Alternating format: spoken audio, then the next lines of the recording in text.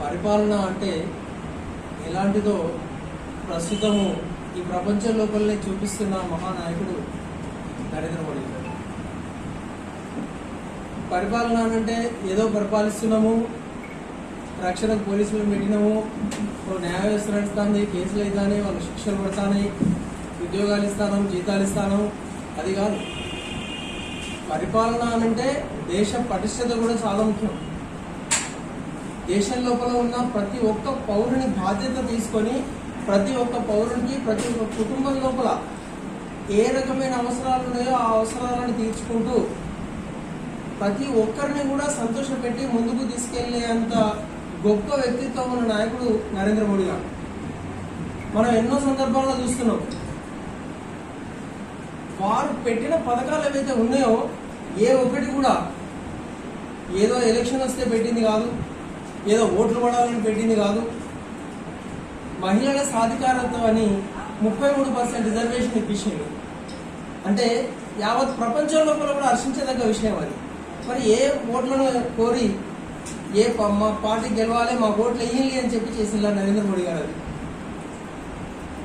Triple తలాక్ను తీసే విషయంలో, అంటే ట్రిపుల్ తలాక్ తీసేసేటప్పుడు అదొక తేనె తెట్టే, అది కదిలితే మొత్తం యావత్ భారతదేశమే కదులుతుంది, కళ్ళకలమైంది అని అనుకున్నారు.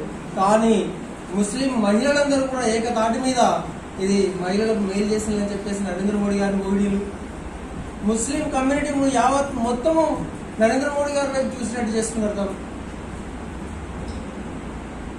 భారతదేశం లోపల వివిధ మతాలు, వివిధ కులాలు ఎన్నో విధాలుగా అవసరం పడుతున్న ఈ తరుణం లోపల ప్రతి ఒక్క కులానికి, ప్రతి ఒక్క వ్యక్తికి అని చెప్పి తీసుకొని మిగతా విషయాలను పక్కకు పెట్టి వ్యక్తి ప్రాముఖ్యత, వ్యక్తి ప్రాధాన్యతను తీసుకొని భారతదేశ పౌరుడు అనే విధంగా భారతదేశాన్ని పరిపాలిస్తూ ఈరోజు ప్రతి ఒక్కరికి కూడా ప్రతి ఒక్క కళను సాకారం చేసుకునే విధంగా ఆయన మన ప్రపంచ దేశాలకు భారతదేశాన్ని అగ్రగామిగా చూపిస్తూ ఈరోజు ప్రతి ఒక్కరికి ఒక అవకాశం కల్పిస్తున్నారు.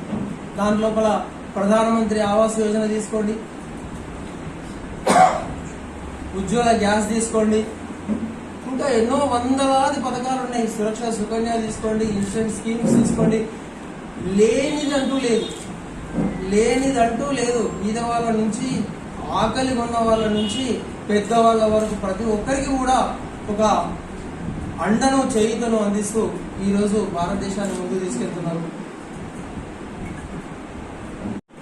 చాలా సీట్ల లోపల ఈసారి నరేంద్ర మోడీ గారికి ఓటేస్తామని చెప్పేసి ఎప్పటి నుంచో ప్రజలు చెప్తున్నారు.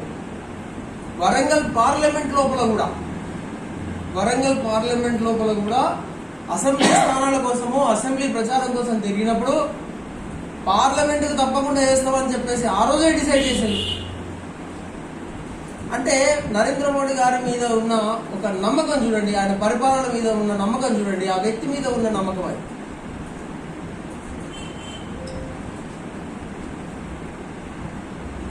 ఇల్లు వచ్చేది నరేంద్ర మోడీ గారితో, బియ్యం వచ్చేది, రేషన్ వచ్చేది నరేంద్ర మోడీ గారితో.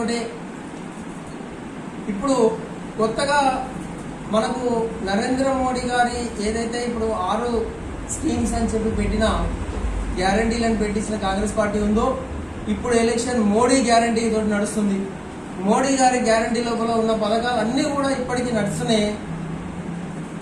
వారు ఇచ్చిన ప్రతి ఒక్క పథకాన్ని తీసుకున్న ప్రజలందరూ కూడా లబ్ధిదారులను మేము కలుస్తుంటే ప్రతి ఒక్కరు కూడా వాళ్ళ మమ్మల్ని చాలా మెచ్చుకుంటున్నారు. మోడీ గారి పాలనను, సుపరిపాలన ఏ మాత్రం కూడా లంచగొండితనం లేకుండా స్వయంగా అకౌంట్లోకి వచ్చి డబ్బులు పడుతున్నాయి అని చెప్పేసి వారు మెచ్చుకుంటున్నారు. అదే ఇంతకుముందు అయితే వీళ్ళు పేపర్లు పట్టుకొని మీ సేవకు, ఎంఆర్ఓ ఆఫీస్కు ఎన్నో దిక్కులు తిరగాల్సిన పరిస్థితి ఉండేది. కానీ ఇప్పుడు అలాంటి పరిస్థితి లేదు. డైరెక్ట్ చక్కగా అకౌంట్లోకి వచ్చేస్తున్నాయి. ఇలాంటి పరిస్థితి లోపల నరేంద్ర మోడీ గారి నాయకత్వాన్ని ఆమోదించిన భారతదేశం లోపల మేము పరకాల నియోజకవర్గ భారతీయ జనతా పార్టీ నాయకులుగా మేమందరం కూడా పరకాల నియోజకవర్గ ఓటర్లందరినీ కూడా మేము కోరుకునేది ఏంటంటే, ఈసారి భారతీయ జనతా పార్టీ పార్లమెంట్ అభ్యర్థిని గెలిపించేసి 400 సీట్ల లోపల 400 సీట్లను దాటి 401వ స్థానంగానైనా మనము ఈ వరంగల్ స్థానాన్ని మోడీ గారికి కానుకగా అందించాలని చెప్పేసి కోరుకుంటూ ఈ అవకాశం ఇచ్చిన మా పరకాల భారతీయ జనతా పార్టీ నాయకత్వానికి ధన్యవాదాలు తెలియజేసుకుంటాను. ధన్యవాదాలు.